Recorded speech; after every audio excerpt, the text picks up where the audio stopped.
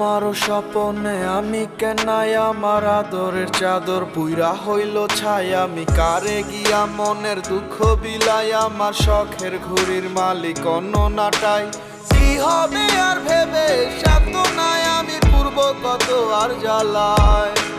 সুখ চাইলে দুঃখ আমি নিব কত বারে